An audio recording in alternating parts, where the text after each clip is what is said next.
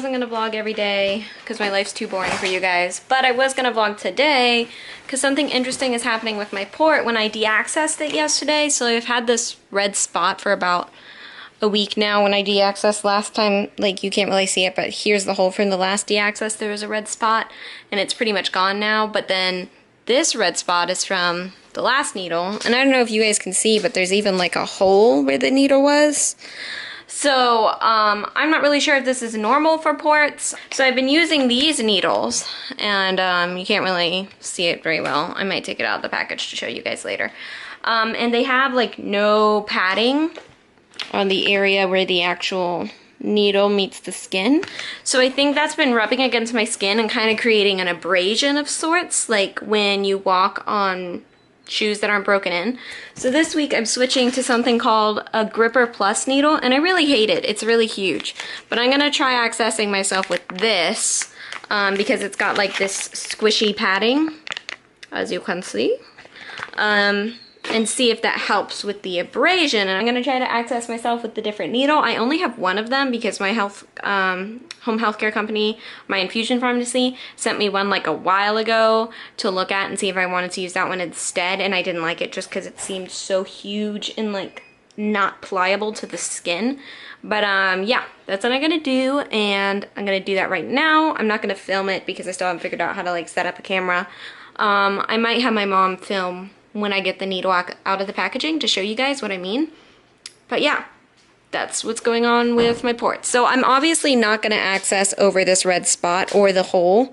I think you guys can see the hole, because that would be really bad and could create basically an entrance into my port from the outside. So I'm going to access a little bit lower, like where the needle was.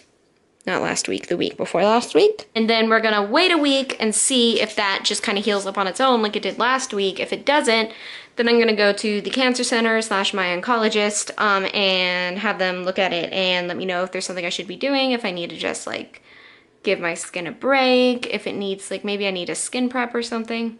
But hopefully just switching needles clears it up, because sometimes my skin just needs to be switched up. So this isn't sterile, I'm not gonna use this, but I was gonna show you guys. This is the needle I've been using. It's all tangled.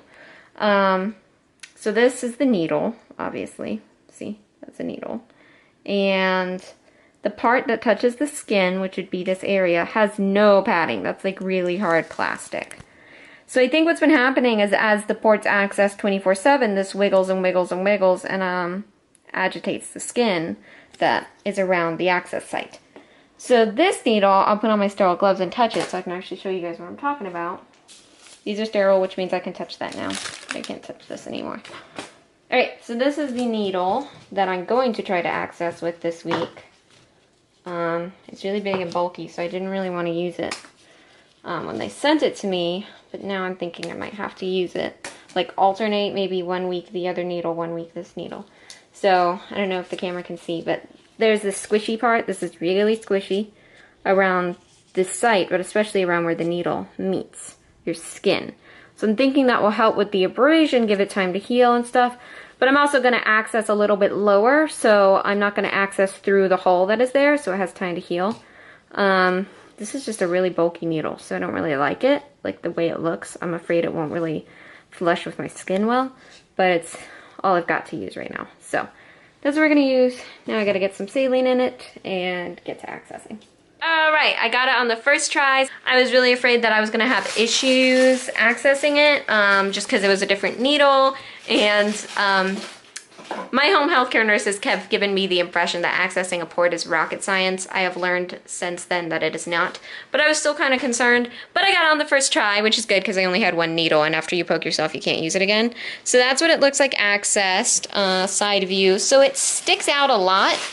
This end here, this bottom part was like popping off the skin. So I normally use IV3000, which is this orange dressing. You guys have seen me with it. And it's just gentler on my skin, but I kind of hate it. Like I have a love-hate relationship with IV3000. I love it because my skin doesn't break out like crazy, but I hate it because it does not stick very strongly. So I'm almost every single week I have had to reinforce it with the Tegaderm dressing that just like, this brand of Tegaderm, because we use this Tegaderm film is what my company sends me, and it's really rough on my skin, really makes me break out. When I saw that this port needle Huber thing was going to be fighting my dressing, I decided to put the Tegaderm, which is like kind of a bummer because that means that when I deaccess at the end of this week, I'm gonna be totally broken out and like zits and hives and stuff. But the biggest thing is just making sure that little port area rests and recuperates. This should really give it time to rest. Sucky thing is I had to use the Tegaderm. So now we're gonna start my fluids. I'm gonna run them slower today because I'm on continuous hydrocodone for my chronic pain. And that means I need to run fluids slower because I might vomit. So fluids, and you can hear Sherlock whining, so I gotta get started on that. Alright, so I realized I haven't updated you guys on the wheel share situation. Basically, last week, the maintenance guy came on, I think it was a Thursday. I want to say it was a Thursday. And looked at my wheel share. He adjusted the backrest and the footrest some, made it a little bit more comfortable for me. There's not really much that can be done to that wheel share without buying really expensive parts to make it more comfortable, but he did what he could. We're ordering a new brake, and the company just all around seems to be a lot more on top of things than my other durable medical equipment company that I originally got the share from. I have high hopes that this company will be able to help me out. Because as you can see right now, I'm in the red room with Sherlock and I have my walker. No wheel share. Well, that is because the past few days I have had zero mobility. I have not been able to push my wheelchair because of how much pain it has caused me in my back. I get these really bad spasms right around here when I try to push myself. Can't take Sherlock on his walks. It's really rough. Sherlock's okay with it. He plays fetch inside the house. He's very chill. But it's rough on me, as you can imagine, not being able to have mobility. So I've been using my walker, but it's really dangerous for me to walk. I dislocated my hip while I was standing yesterday. The walker keeps me from falling when that happens. I really, really hope this company can help me at least get a demo share that causes me less pain than my current wheelchair, because it's really difficult. They seem to be on top of things. They called me back really quickly when I leave voicemails, so yeah, I'm really excited, really hoping it works, really hoping everything ends up okay. So I just thought I would update you guys on that because I know we haven't talked about the wheelchair. And there's Tonka Chuck chewing on his Benebone. I don't know if you guys have heard of Benebones, but man, Sherlock loves his Benebone. It is evening now. My port's been accessed for a while with this funky needle. By the way, if you guys are curious, this is called a Gripper Plus. I don't know the exact name of the other needle I was using, but I can find out and let you guys know later tonight. But I just wanted to take a moment of appreciation. So Sherlock's lunging hasn't gotten any better. It's actually injured me pretty significantly in my arms. One of the reasons why I haven't been vlogging is because just this is really painful. I needed a break from him being tethered to me on the leash, so what we've done is set up this room so that he could be, I don't know, you can see him way over there, and I'm just on this giant queen-size bed. A moment of appreciation for Sherlock, because he's such a tolerant puppy, because usually he's on a leash out in the living room hanging out with me, and today he's been in this room, and like, he doesn't even mind. He's just like, whatever. As long as I'm near my mom, it's all good. So I think that's really cool. He's just so sweet and so chill. So contrary to what contrary to what my videos may say, though, he has not been sleeping all day. He has a bunch of toys.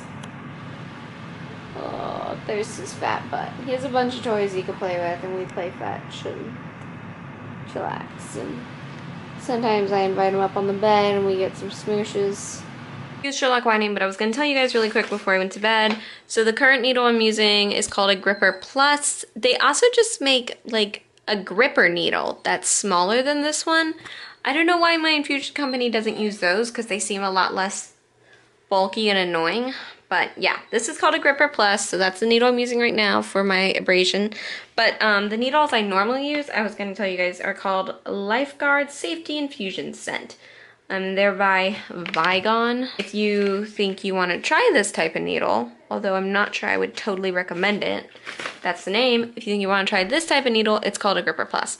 And I'm just sharing that information because I know like a lot of chronically ill folks out there, they're stuck doing their own research and stuff, and I wish somebody would give me some tips for needles. So anyways, I'm going to go to bed, try to sleep with this monstrosity sticking out of my chest. I'm really not excited about that because whenever I try to lay down, it's just, why is this thing so huge and bulky? But whatever, it is what it is. Good night.